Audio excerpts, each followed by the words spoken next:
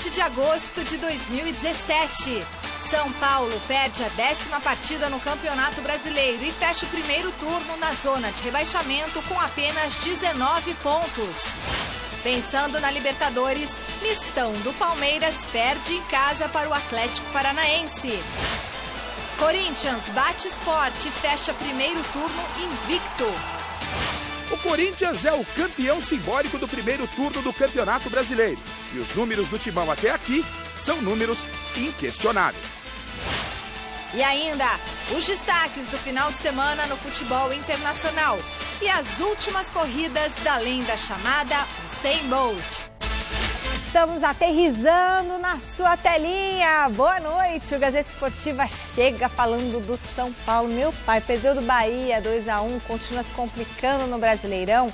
Resultado fez o tricolor paulista terminar o primeiro turno na zona de rebaixamento. Com 19 pontos em 19 rodadas, a equipe do técnico Dorival Júnior ocupa a 17ª colocação. Já o tricolor baiano voltou a vencer um jogo em casa depois de quase 2 meses e subiu na classificação para a 13ª posição com 23 pontos. Veja os gols. Na Arena Fonte Nova, Regis completou o passe de Rodrigão e fez 1 para o Bahia, 0 para o São Paulo. O colombiano Steven Mendoza, ex-Corinthians, ampliou a vantagem dos donos da casa, 2-0. Já no finzinho do primeiro tempo, o goleiro Jean fez pênalti no argentino Lucas Prato. Hernanes correu para a bola e diminuiu o placar em Salvador, 2-1, placar final. Eu tinha consciência, não fujo da situação, a situação não está pior do que quando eu cheguei, nem tão pouco melhor do que quando eu cheguei. Nós temos que ser bem realistas e temos que trabalhar para sairmos dessa condição. Temos capacidade para isso e eu acredito muito no trabalho e tenho certeza que alguma coisa vai ter que mudar. E essas mudanças, elas partem de todos nós. Então nós temos que nos responsabilizar naturalmente por todos esses detalhes. É uma equipe que tem qualidade, a gente vê isso claramente. Se não fosse assim em todos os jogos, nós não teríamos não só posse de bola, mas oportunidades de criação. E isso tem acontecido, mas realmente o último passe não está entrando, a última movimentação ela não está sendo tão agressiva quanto precise. E é nesse sentido que talvez tenhamos que trabalhar um pouco mais. Porque corrigimos muitas coisas. O aspecto defensivo que, na minha concepção, vinha tendo algumas brechas, nós conseguimos algumas correções das linhas, mas continuamos, mesmo assim, sofrendo alguns gols que têm desequilibrado completamente a nossa possibilidade de reação. Grande noite para você que acompanha o Gazeta Esportiva. A situação de São Paulo ela é muito delicada, porque ele esboçou uma reação depois de uma vitória contra o Vasco aqui em São Paulo, no estádio do Morumbi.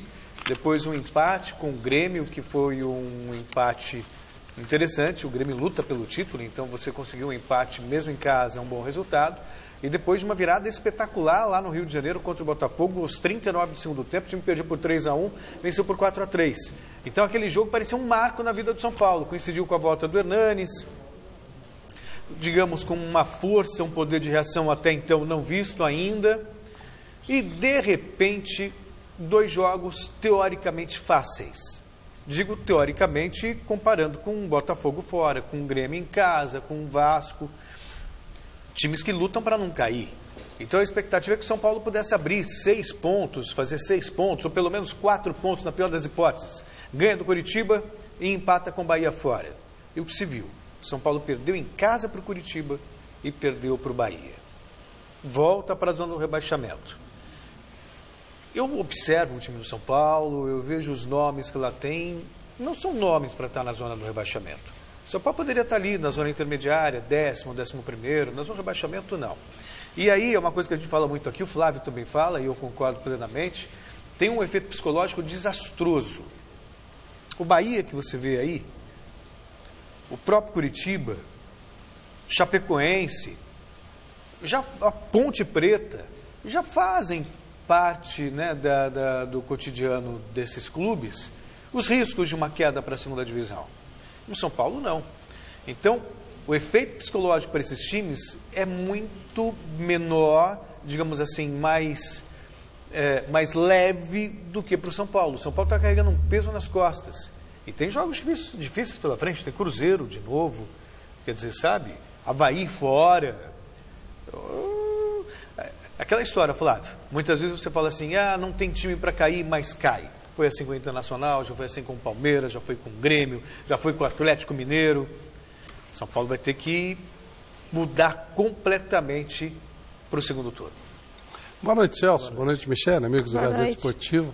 Pois é, quando você fala em nomes indiscutíveis, perfeito, mas não tem time. Uma coisa é nome, outra coisa é time. E você, para fazer um time, você demanda tempo, você precisa persistir numa base, mas o São Paulo insiste muito em vender jogadores e contratar novos jogadores, fazer negócios.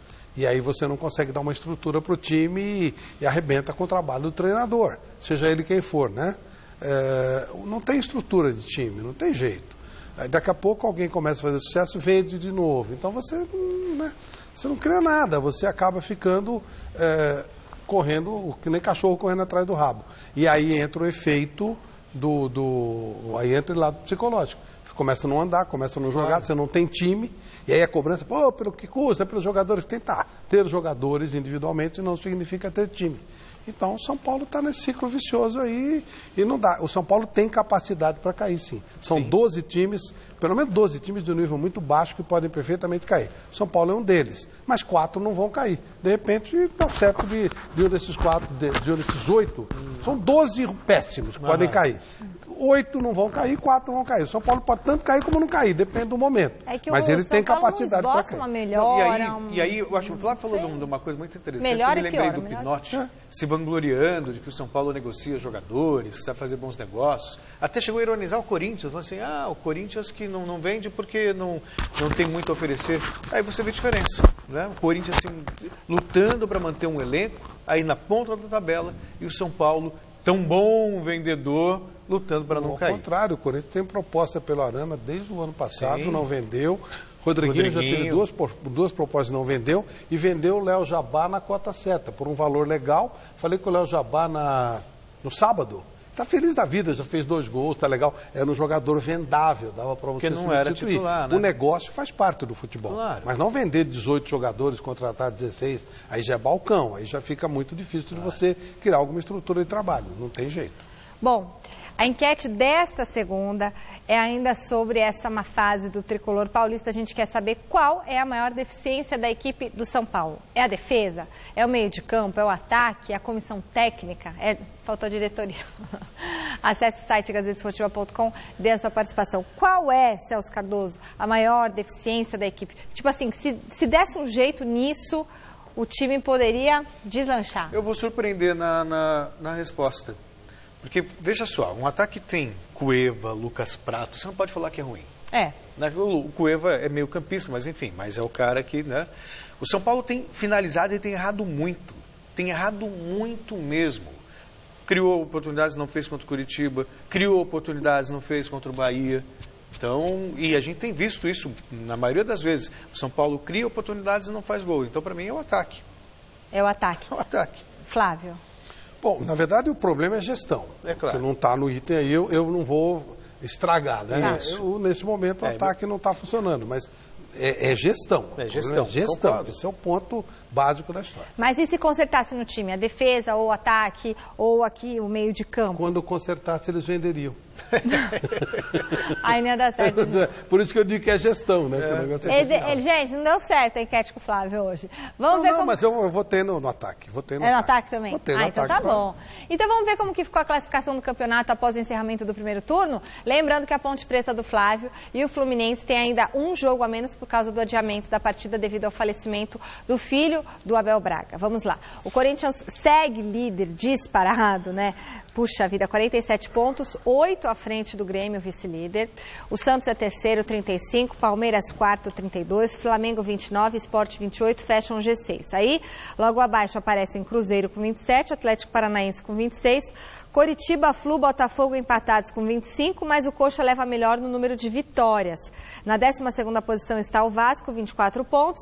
Aí depois tem Bahia e Atlético Mineiro com 23. Ponte está em 15º, empatada com a Chapecoense em 16º. E na zona de rebaixamento, São Paulo e Vitória, 19 pontos. Avaí, 18. Atlético Goianiense na lanterninha com 12 pontos. Já caiu, né? Atlético Goianiense acho que já caiu, hein? Não, tem 12 tempo, pontos. ainda tem campeonato ainda dá. Eu já vi equipes, por exemplo, que estavam em último lugar e... Foi para antepenúltimo. Não, ele foi para 15º, 14º, que já salva. Eu acho que na linha dos 12 ruins, os 12 caíveis, o Atlético ele se destaca um pouquinho nesse grupo, né? Ele não é impossível, é muito time ruim. Nossa Senhora, é engraçado que eu vejo algumas análises, Quantos né? Tem erros? tanto time bom no Brasil, tem muito time ruim. Nossa Senhora, olha, a maioria é muito ruim. Aliás, muito ruim. vendo São Paulo e Bahia ontem, aquele número excessivo de passes errados. Juro por Deus, me lembrou, com todo o respeito que merece, me lembrou a Várzea algumas vezes. Os piores times do campeonato. Vamos lá. Ruins para danar, que podem perfeitamente cair. Atlético, Avaí, São Paulo, Bahia, Vitória, Chapecoense. Ponte Preta, Chapecoense, Vasco. Vamos mais, Atlético Mineiro não Atlético Mineiro Você tá no acha bolo, é mesmo? ruim pra caramba. Atlético Paranaense. Todos os Atléticos, Atlético Goianiense, Mineiro e Paranaense. Estamos E em olha que o 10. Atlético Mas Mineiro é só era lembrar apontado que eu não tô, como se eu tiver favorito, que trabalhar, que você lembra, tem um monte de time ruim. Tem muito time ruim. Todos que estão aí. Eu esqueci de... Mas Curitiba. Tem mais. Curitiba, 11. Tem 12, 13 times horrorosos, que só não vão cair porque só caem 4. Mas se esses daí caem... Não, o Sport está lá em cima. Esporte não, isso é uma exceção. Tem as exceções, então você tem o Corinthians, que não é caível, o Sport, que não é caível, o Palmeiras, apesar de... Grêmio, Não, mas não é caível. Grêmio, Palmeiras... Flamengo, Mas não é caível Botafogo. e é um bom time. Tipo, o Corinthians é um Fluminense você ótimo coloca time. nos caíveis? Acho que não, né? O Fluminense está no meio termo ali, ele pode cair, pode não cair. Mas então são 5, 6 times razoáveis, um time bom e um monte de porcaria. É assim que o negócio está. Infelizmente é isso. E dessas porcarias todas, que o São Paulo está bem enfiado lá dentro, não vão conseguir cair todos. Então o São Paulo, apesar de estar traçando tudo para cair, pode não cair. Mas se ele cair, está normal. Ele está fazendo tudo para cair. Não vai ser uma Não. surpresa. Se ele cair, não é de... E você não cai de uma hora para outra. Você vai cair aos poucos. O São Paulo lembra muito a Venezuela. Ele apareceu um Hugo Chávez lá, tomou conta de tudo, destruiu todas as lideranças e hoje, nem situação nem oposição, você consegue confiar. Igualzinho a Venezuela. E não tem liderança nenhuma, todos acabaram, fica um caos horroroso. É a Venezuela. São Paulo já é uma Venezuela. Dá para confiar na Venezuela? Não, né? Bom, campeão simbólico do primeiro turno do Brasileirão, o Corinthians continua impossível, imbatível. Todo poderoso Timão venceu o Sport 3-1 e, além de encerrar o turno sem nenhuma derrota, aumentou para 34 o número de jogos invictos na temporada. Veja como foi o jogo na reportagem de Alexandre Silvestre. Arena lotada, invencibilidade monstro do tamanho da Fiel, liderança mais do que isolada. Timão nas nuvens. E aqui embaixo, um tal Pô Fechou, bancando o Estraga Prazer. Pô Fechou, projeto, não vai virar esse ano não. Mas pra cima de nós não. Ele tá bem no esporte, hein? Não, mas contra o Corinthians não. Por que não surpreender o todo-poderoso dentro de casa? Protege-se bem do frio. Poderia proteger melhor a defesa que não resiste. Antes dos 9 minutos, já está 1-0 Coringão. Irrita-se. Pressiona a arbitragem. Às vezes parece gelado. Se esconde para bolar algo. É estrategista, não mágico. Os poderes atualmente estão nas mãos do Fábio Carilli. O segundo tempo mal começa e 2-0 Corinthians. Pintura de Rodriguinho. Fazer o quê, Lucha? Não some não. Mexe de baciada. Cochicha na zoreba do Diego Souza. De longe, discute com Carilli por causa do Romero. Alguns passos e quase 2 dezenas de pontos separam o novato do consagrado, que desiste ao ver a goleada se materializando. Pedro Henrique, 3-0. De braços cruzados, assiste ao passeio e nem sai da casinha para aplaudir o golaço de honra do esporte, Thalisson. Não é a questão do esporte não conseguiu ganhar do Corinthians. Ninguém conseguiu ganhar do Corinthians, senão a gente fica com a cara de que nós não conseguimos, jogando na cara do adversário. Ninguém conseguiu ganhar, o Corinthians tem uma característica própria. O Corinthians é uma equipe, ela é cirúrgica, ela não tem posse de bola. Ela se fecha e sai no contragolpe e as bolas que eles têm a oportunidade, eles matam o adversário. O Carilli é a revelação do momento? Está fazendo um grande trabalho. Tomara que ele continue assim, né? Às vezes se inicia muito bem, aí tem alguns percalços, mas o importante é que ele está mostrando competência, está num grande clube que ajuda muito, um clube estruturado, uma arena fantástica, que jogar aqui é muito difícil. Discípulo de Mano e Tite, Carille também tem um pouquinho de luxa. Um vencedor, já conquistou tantas coisas aí no futebol brasileiro, tem muito para conquistar ainda, né? Só relembrando o que eu já falei, é importante os treinadores jovens ter a oportunidade, mas a gente não pode esquecer de Luxemburgo, de Abel, aí, que são as nossas inspirações e tem que ser, né? Toda vez que eu vejo o Luxemburgo, eu agradeço pelas 2 semanas de estágio que eu fiz em 2007 no Santos, né? Não tenho vergonha, e se eu encontrar com ele amanhã, eu vou agradecer outra vez pela oportunidade de acompanhar lá 2 semanas de trabalho em 2007. É um Corinthians fantástico. 47 pontos. É a melhor marca por pontos corridos, igualando com o Cruzeiro, só que na ocasião o Cruzeiro conseguiu 47 pontos em 23 jogos. Eram 24 clubes, né? Em 23 jogos. Quer dizer, o Corinthians conseguiu 47 pontos em 19 jogos. 34 jogos de invencibilidade, sabe? E, por exemplo, ganhou do Sport jogando bem. Jogando bem. O Sport até criou uma oportunidade ou outra, o André perdeu alguns gols e tal, mas quando o Corinthians também tirou um pouco o pé. O Corinthians construiu 3-0, poderia ter feito até mais, de uma maneira muito consistente. É um time sólido defensivamente, é um time que troca passes curtos de primeira, muito rapidamente. E, Flávio, eu discordo daqueles que veem um Corinthians só defensivo, que marca bem. Não, ele tem uma estratégia de deixar a bola com o adversário, mas é muito objetivo. Sabe o que fazer quando tem a bola nos pés. Foi muito curiosa a entrevista do Carille, quando ele disse o seguinte: o Corinthians tem menos posse de bola, mas troca mais passes com o adversário. Ele fica menos tempo com a bola, mas ele troca mais passes. E ele não conseguiu explicar isso. Não, e é complicado mesmo, né? Se você fica menos tempo com a bola, como é que você troca mais passes? É estranho, ele falou que ia fazer um estudo e depois ele passava. Se você considerar... Eu acho que a troca é rápida, né? Os passes de primeira, eles não ficam prendendo muito a bola. Isso é sistema bem engajado na cabeça do jogador. Ele sabe o que ele quer fazer, ele sabe o que ele precisa fazer, então ele toca e sabe que vai receber na frente. Né? Ele sabe onde a bola vai chegar, coisas desse tipo.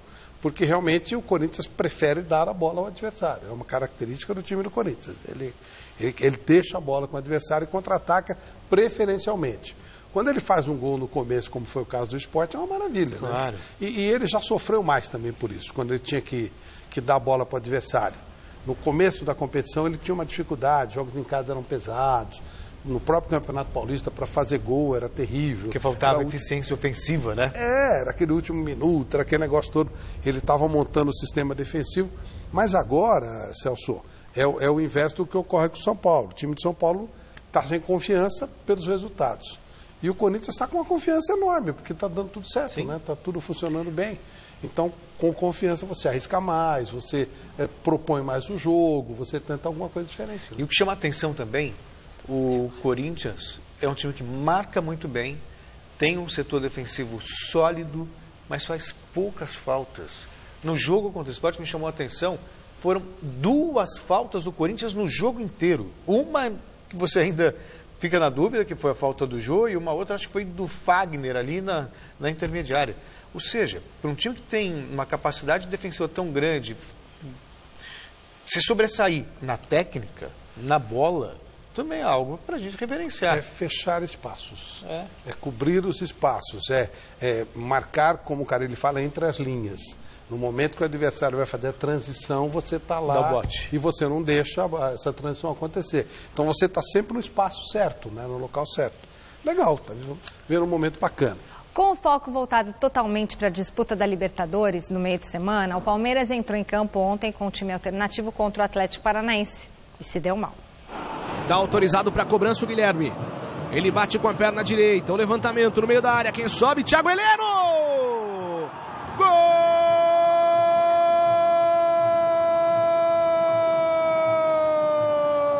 Thiago Heleno, gol do Atlético aqui no Allianz Parque. A responsabilidade de pôr uma equipe alternativa é de quem comanda, é do treinador. E automaticamente o resultado não vindo, não tem que ter outro responsável, senão quem escala o time. Então o objetivo não é poupar o jogador, e sim dar a ele a condição ideal dele render o 100% na quarta-feira. Por isso nós jogamos com um time que não é um time que está no ritmo de jogo, mas não fez um bom primeiro tempo. Tomamos um gol de bola parada, coisa que geralmente não acontece, mérito do Atlético também. E no segundo tempo nós dominamos totalmente o jogo, acho que chutamos 20 bolas a gol e ela não entrou. Nós tentamos, dentro das possibilidades, mudar a equipe em termos de peças e tática no segundo tempo, acho que melhorou bastante. E infelizmente não foi suficiente para nós sairmos com a vitória. O Palmeiras até criou algumas oportunidades mesmo, mas não foi o suficiente para vencer o jogo. Antecipou aí a volta do Moisés, que é uma esperança. O Cuca gosta do Moisés. E o Moisés, para mim, foi realmente no ano passado o melhor jogador do Palmeiras. Vamos ver como é que ele vai se comportar depois desse ficar tanto tempo afastado. Ontem foi muito bem. O Palmeiras está focando mesmo na Libertadores, né? Dá para sentir a tensão no ar. Em termos de Campeonato Brasileiro, acho que o Palmeiras está fora da briga, ele briga mesmo por Libertadores da América. Vaga que ele pode garantir se ganhar o título sul-americano. Mas pelo futebol que tem apresentado, Flávio, eu não sei, eu estou um tanto quanto decepcionado com o Palmeiras. Tudo bem que no ano passado o Palmeiras ganhou o Campeonato Brasileiro também, sem apresentar um futebol vistoso, um futebol bonito, um futebol envolvente, mas nesse ano não está funcionando não. Acho que vai ser um jogo para cardíacos quarta-feira, sabe? Porque o Barcelona, apesar de ter menos tradição, jogar fora de casa, nessa Libertadores pelo menos tem apresentado o melhor futebol fora de casa. E o futebol que o Palmeiras tem apresentado, claro que não tem comparação com o São Paulo, o time está melhor, mas ainda assim não inspira muita confiança não. Não sei se a gente estava esperando muito do Palmeiras ou se realmente o Palmeiras está abaixo do que deve. Criou-se um mito, né? Real Madrid, da América do Sul, não sei o que e tal, e aí o Palmeiras está um pouco ou muito refém dessa situação, né? De Real Madrid e tal.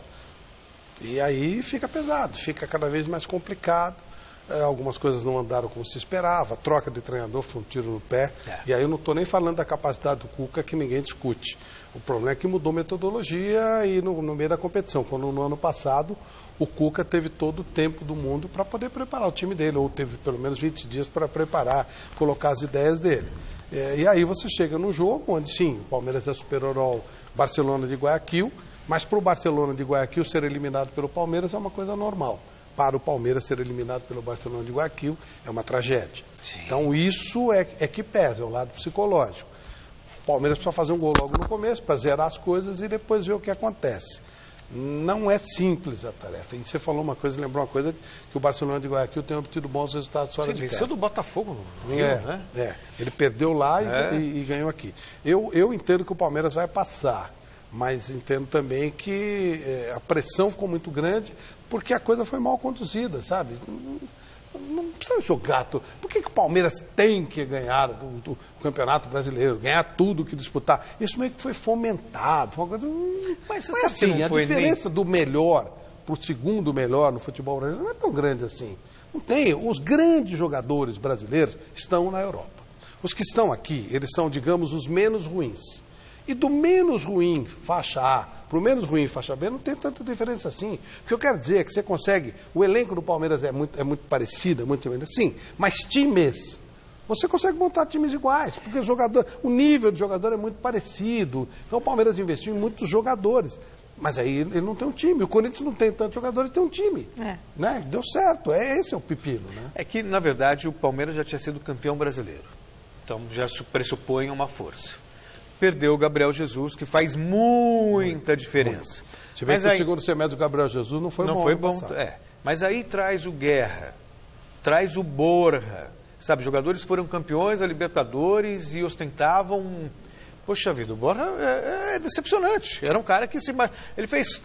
Mas o que ele fez em 4 jogos de Libertadores da América foi muito mais do que praticamente um semestre de Palmeiras. Mas você não pode conduzir do jeito que foi conduzido. Não, sim. Não adianta. Mas aí Palmeiras você... E está não só eles, no lixo, né? o investimento trouxe dele. Michel Bastos, trouxe mais um monte de... Felipe Melo. Felipe Melo. Então, mas aí é que então tá. reforçou. Olha... Então era mais natural. Se já teve um time campeão com todas essas peças... E aí você troca de técnico. Pressupõe que... Pois é. Aí você troca de técnico. Aí você pega e quer que o jogador seja... Porque, gente... Por incrível que pareça, falar um negócio aqui que você não vai acreditar. Você em casa, você não vai acreditar. Você sabia que o jogador de futebol é um ser humano? É verdade, cara. É verdade. Sabe aquele problema que você tem? Dor de cabeça, adaptação, fome, medo. Todo jogador tem. É um ser humano. O Borja é um bicho do mato. Ele morava em Boiacá e tal, um bicho do mato. Aí chega lá, né, vem para uma cidade... Ele chegou muito rapidamente em Medellín, ficou pouco tempo, já saiu. Chega em São Paulo, cidade enorme, ele tem uma dificuldade tremenda com a língua. É um cara tímido porque é um cara tímido, ele é um ser humano. Ele é um ser humano, sabia? Ele tem família? Como é Será? Que é? Esposa, filhos, essas coisas? Eu Ou ele é não sei, sozinho? mas a verdade é que ele porque não se se ele for sozinho é difícil então, também, ele né? é quietinho, sabe, tal. Aí, chega, é recebido no aeroporto. Bora, já vem aí. Pô... O cara tem medo, ele é um ser humano. O Tite falou aqui pra gente, eu morri de medo naquele jogo Brasil e Equador. O Tite também é humano, sabe? Aí, o que acontece? O cara começa a falhar e fica... Porque não sei o quê, porque aí puseram ele no banco. Então, ele custou isso porque pagaram isso. Sim. Ele não pediu isso, custou. Aí ele ganha muito. Aí você vai queimando o seu produto. Qualidade ele tem, senão não tem defeito que ele fez. E aí você estraga o seu produto. O cara vai cada vez te encolhendo mais. Tem pessoas que agem de maneira diferente. Sim. Eu posso ter uma ação com você e com a Michele e provavelmente os dois terão reações diferentes. Alguns trabalham bem na pressão, outros não trabalham, se encolhem. Você vai perdendo. Felipe Melo virou mau jogador aqui no Brasil? O cara, durante 12 anos na Europa, de ponta, foi o melhor volante da Itália, foi o melhor volante na Turquia. Durante todo o tempo que ele teve na Europa, ele foi destaque. Chegou aqui, ele virou isso, virou aquilo... Está sendo mal conduzido. O clube deprecia o próprio patrimônio. Mas sem dúvida. Então, não sabe como tratar. Não adianta você contratar. Se você não fizer um preparo, não trabalhar psicologicamente, se você não trabalhar o seu material humano, você não vai conseguir fazer. E a característica de jogo do Borja também, que eles querem mudar, porque ele não tem mais aquela... Mas a característica dele era aquela. Isso, tipo o Romário, não é? Que fica ali esperando para marcar o gol. E você precisa ajudar o cara. Aí vocês estão um cara legal. O Romário, se é ele manda todo mundo para aquele lugar e continua na dele. Mas o Romário é o Romário, o Borja é o Borja, cada um tem uma personalidade. Gente, é complicado mas isso. Mas eu só usei essa argumentação toda porque até justificava essa expectativa em cima do Palmeiras. Então era um time forte, que foi reforçado, como nenhum outro clube, exceção feita ao Flamengo, se reforçou. Então, obviamente, se imaginava mas aí você joga essa carga em cima e não há o menor respaldo psicológico. Um dos motivos do sucesso da Alemanha é o preparo psicológico desde os 12 anos, 13 anos. Inteligência emocional, isso devia ser uma matéria na escola. Isso é normal, isso aí, o cara as pessoas não acreditam, mas o Neymar é um ser humano. O Neymar vai todo dia no banheiro, mais de uma vez, ele almoça, ele janta, ele tem dor de cabeça, ele tem frieira. Todo mundo é igual, Aqui as pessoas olham o jogador de futebol como um cara diferente, ele é um ser humano como qualquer outro. E o ser humano é diferente. Filhos são diferentes, você tem 3. Duvido que os 3 tenham a mesma reação. Um é diferente do outro. Do mesmo pai e da mesma mãe. Imagina de origem diferente, de locais diferentes, criações diferentes. Mas é tudo tratado num bolo só. No futebol contrata, vai e joga. Não é assim que funciona. Aí fica difícil. Mais 7 partidas completaram a 19ª rodada do Brasileirão, que teve a demissão de mais um técnico. Zé Ricardo não suportou as cobranças após a derrota para o Vitória, por 2-0 em plena Ilha do Urubu. Foi demitido do Fla. 3 jogos terminaram em 0-0, foram nos confrontos entre Avaí e Santos, em Floripa, Cruzeiro e Botafogo no Mineirão e a Ponte Preta e o Vasco em Campinas. Confira os gols dos outros jogos. No Maracanã, o Wendel limpou a zaga e chutou para fazer Fluminense 1, Atlético Goianiense 0. Paulinho bateu cruzado de pé direito e deixou tudo igual no Rio, 1-1. Ainda na etapa inicial, o Wellington Silva finalizou com extrema categoria e recolocou o Fluminense em vantagem. Depois do intervalo, Henrique Dourado pegou de primeira e definiu o triunfo do Fluminense pelo placar de 3-1. Na Ilha do Urubu, Iago encheu o pé e abriu a contagem para o Vitória diante do Flamengo. Já no segundo tempo, Neilton deslocou Diego Alves na cobrança de pênalti e marcou mais um para o Vitória. 2-0 para a equipe baiana e foi só. No Couto Pereira, Alexandro colocou o Curitiba na frente da Chapecoense aos 21 do primeiro tempo, 1-0. Antes do intervalo, Rildo marcou o segundo e definiu a vitória do Coxa, que não vencia em casa há 2 meses. Em Porto Alegre, Pedro Rocha tocou de cabeça e fez Grêmio 1, Atlético Mineiro 0, logo aos 4 minutos de jogo. Aos 26, Fernandinho aproveitou o rebote do goleiro Vitor e ampliou para o tricolor gaúcho, 2-0. O Robinho ainda perdeu um pênalti para o Atlético Mineiro, mas o Atlético Mineiro é uma decepção de aspirante ao título, lutando para não cair. Eu digo lutando para não cair porque já está muito pertinho da zona do rebaixamento. O Flamengo também... Outro time ruim. Pois é. É outro elenco de boa qualidade, é um time ruim. É. E troca de técnico. Pois é, que também acaba afetando isso. Donado. Aliás, o técnico que era do Atlético Mineiro, o Roger Machado, está conversando com o Flamengo, pode fechar com o Flamengo que demitiu o Zé Ricardo. Você não está muito afim, a princípio ele está querendo só trabalhar no ano que vem. Pois é, mas estão conversando, o Flamengo tem alguma esperança ainda. O Zé Ricardo foi demitido e, sinceramente, eu acho que houve uma injustiça. Porque se você pegar os jogos do Flamengo, até mesmo jogo contra o Vitória, o Flamengo perdeu chances. Aí uma falha do William Arão, depois um pênalti infantil, mas contra o Corinthians o Flamengo foi melhor. Contra o próprio Santos estava bem no jogo, até ter um jogador expulso. E aí, só para relembrar o Corinthians, o Diego perdeu um gol embaixo da trave. O Guerreiro também perdeu gol. E aí é tudo culpa do técnico. Quer dizer, então, é o Zé Ricardo que paga a conta.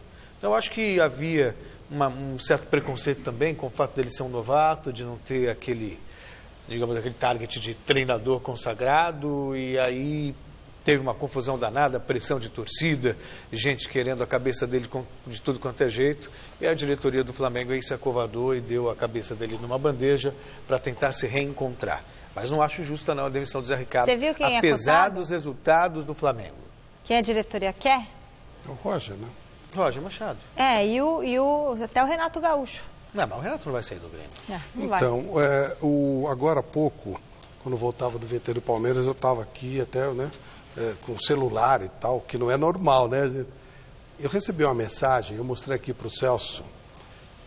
Olha, as pessoas brincam com os seres humanos. Eu estava falando com o Rogério Ceni. Está pedindo uma entrevista para o Rogério. Aí ele disse que não vai me dar uma entrevista. Isso é bom para você ouvir, São Paulino. Acho que é legal. Eu estou falando do teu mito, tá? O cara que deu um monte de alegria para você, São Paulino. E aí eu falei, Rogério, eu queria que você falasse. Ele falou, não vou falar, eu gosto muito de São Paulo, eu não quero falar nada e tal. Aí eu falei assim, quais são os seus planos? Sabe qual foi a resposta dele? Os meus planos foram jogados por água abaixo.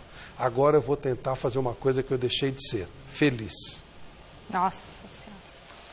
Foi isso que fizeram com o teu mito, tá? Com o cara que deu tanta alegria para você, torcedor de São Paulo, hoje ele é um cara infeliz. Ele disse aqui, está registrado, agora eu vou tentar ser um cara feliz. Mandou até uma frase do John Lennon e tal. É assim que se tratam as pessoas no futebol. Bom, já pela segundona, a briga segue acirrada na parte de cima da tabela. Confira. A Série B fechou o primeiro turno neste final de semana com mudanças no G4. O Juventude voltou às primeiras posições depois da vitória para cima do Santa Cruz. O time gaúcho não vencia há 7 jogos. Destaque para Thiago Marques, autor dos 2 gols do Juventude, que agora é o 4º colocado. Uma posição acima está o Ceará, que visitou o ABC de Natal e voltou com mais uma vitória na bagagem. Arthur fez o gol da partida. O Vozão é terceiro com 31 pontos. O Internacional se manteve na vice-liderança ao bater o Guarani em Campinas. Eduardo Sacha e Cláudio Vinck garantiram os 3 pontos ao Colorado, que encurtou a distância para o líder América Mineiro. Isso porque o Coelho foi derrotado pelo CRB em uma noite inspirada de Chico. Ele marcou os gols que asseguraram a vitória do time alagoano. Mesmo com a derrota, o América segue na ponta da Série B, 3 pontos à frente do Internacional.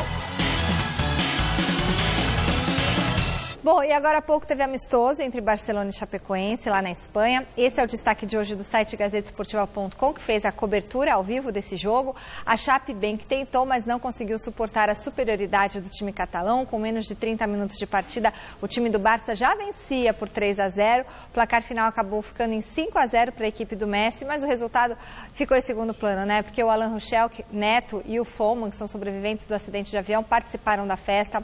O Ruschel teve uma boa atuação em campo, deixou o gramado ainda na primeira etapa e já Neto e Foman participaram do pontapé inicial do duelo. E é legal ver essa galera de novo em campo, né, Flávio Prado? Ainda mais ao lado do Messi. A gente tem fotos lá no site gazetesportiva.com. Que homenagem bacana do Barcelona. Sem dúvida, né? Com uma homenagem fantástica. Então, agora o resultado retrata justamente o abismo entre o futebol brasileiro e acho que eles seguraram em 5. E o futebol. O Santos, é bom lembrar que o Santos, quando na venda do Neymar, tomou de 8-0. Eu acho que eles tiraram o pé. Até cancelou o outro amistoso para evitar um novo vexame. Agora, então, esse é o ponto. Agora, legal demais ver o Alan Ruschel jogar, foi muito bacana, gostoso, emocionante, tudo. Espero que esse amistoso, a renda vai ser todo para o Barcelona, pro Chapecoense, que eles paguem as famílias que estão passando necessidade, que eles continuam não pagando. Isso aí é uma cafajestada. As famílias estão passando necessidade. E o acidente foi provocado por dirigentes da Chapecoense, que inclusive morreram também. Então, a Chapecoense é responsável. As pessoas estão passando fome, os filhos dos que morreram, do roupeiro, do massagista, o pessoal mais humilde. Os outros estão tirando o dinheiro de poupança porque não recebem, estão enrolando, estão com advogado protelando. Então, isso é uma cafajestada. E o jogo, a gente nota que a Chapecoense é um time da primeira divisão do futebol brasileiro. Ela empatou com o Corinthians em Corinthians, que é o nosso grande time hoje. Chega lá, você olha, parece jogo de... Sabe o que parece? Jogo de criança. É adulto contra criança. É verdade. Sabe, parece um negócio assim, é completamente diferente. É o retrato do futebol brasileiro hoje. É triste demais. Olha, o Barcelona não foi jogo. Eram dois esportes diferentes. Então são coisas diferentes. A homenagem aos meninos, o dinheiro que tem que vir para as famílias e essa tristeza que é ver o futebol brasileiro enfrentar o Barcelona. Atletismo, está rolando em Londres o Mundial da categoria e o mundo está parando para ver os últimos momentos de uma lenda do esporte, o Usain Bolt, dono de nada menos do que 8 medalhas olímpicas de ouro. Mas até agora a despedida do jamaicano não tem sido do jeito que ele gostaria, não. Começou no último sábado em Londres a edição 2017 do Mundial de Atletismo e já tem prova que vai entrar para a história do esporte. Na despedida do jamaicano Usain Bolt dos mundiais, quem brilhou na prova dos 100 metros rasos foi o norte-americano Justin Gatlin. O também norte-americano Christian Coleman ficou em segundo. Já o atual recordista e tricampeão olímpico chegou na terceira posição. Mas mesmo assim foi reverenciado pelo vencedor. Meu corpo está me dizendo que é hora. É a primeira vez que acabei de correr e minhas pernas estão doendo, então é hora de ir. Estou desapontado com a forma como terminou, mas eu saí. Fiz o meu melhor, então não posso realmente me queixar, afirmou Bolt, que ainda disputa o revezamento antes do adeus. Prova histórica também nos 100 metros femininos, mas para o atletismo do Brasil. Rosângela Santos foi a primeira mulher brasileira a disputar a final da prova em um mundial e ficou com a 7ª posição. De quebra, bateu o recorde sul-americano na semifinal, com o tempo de 10 segundos e 91 centésimos. O ouro ficou com a norte-americana Tori Bowie. Completaram o pódio a marfinense Marie-José Talu com a prata e a holandesa Daphne Schippers com o bronze. Vamos falar do Coringão, que depois de vencer o Sport por 3-1, vai ganhar uma longa folga no calendário e só volta a campo dia 13 para encarar o Vitória na Arena em Itaquera. O repórter Osmar Garrafa esteve no CT Joaquim Grava acompanhando a segunda-feira do Timão. A conquista do primeiro turno do Campeonato Brasileiro é simbólica, é verdade. Mas não se pode negar que os números que deram esse título ao Timão são expressivos demais. Em 19 partidas nessa primeira etapa do campeonato, foram 14 vitórias, 5 empates e nenhuma derrota. O time fechou tudo de forma invicta, com um aproveitamento de 82,5% dos pontos disputados. A defesa é a menos vazada, sofreu apenas 9 gols. Jô já balançou a rede por 11 vezes. Logo, o artilheiro do campeonato é do Corinthians. Que campanha é essa, hein? É incrível, né? Se é uma palavra que a gente pode buscar, é essa. Mas também de muito comprometimento, muita entrega e feliz com o resultado, né? Mas agora a gente tem que focar para que o segundo turno possa ser da mesma forma. No final de semana contra o Sport na Arena, mais uma curiosidade numérica. Contem comigo quantos gols o Corinthians marcou nessa partida. 1, 2 e 3. Agora, vamos contar todas as faltas que o Corinthians fez durante todo o jogo. 1 e 2. Sim, é isso. Nessa partida, acreditem, o Corinthians fez mais gols do que falta. Foi interessante isso aí, né? Eu nunca tinha visto isso.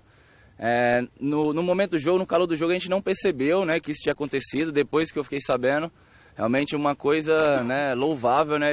E principalmente pela forma que a equipe é aguerrida, né? Disputando todas as bolas, mas sempre forte e leal, como é nosso lema aqui. Os números tornam o Corinthians uma equipe competitiva, equilibrada e o alvo a ser batido. E quem ainda pode tirar a liderança do timão? O Grêmio é um carrapatozinho ali, né? Tá atrás da gente.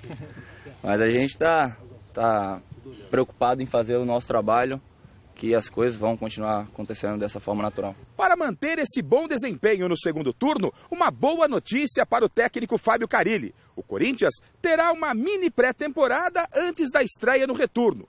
O jogo do final de semana próximo contra a Chape foi adiado. E por isso, o Corinthians só vai estrear no sábado da outra semana contra o Vitória, jogando em casa. Eu vou para casa, aproveitar a praia, né? Ver meus amigos, minha família, churrasquinho de leve, né? Dando uma olhada nos adversários, mas coisa simples. E a torcida corintiana espera que esta mini pré-temporada e os números do Corinthians não mudem para o segundo turno, para que ela, o mais breve possível, possa gritar: é campeão.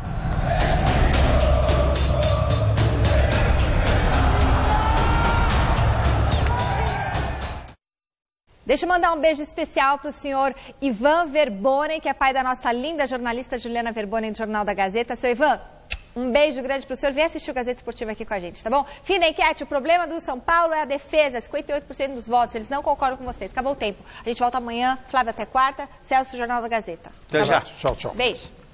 Tchau, seu Ivan.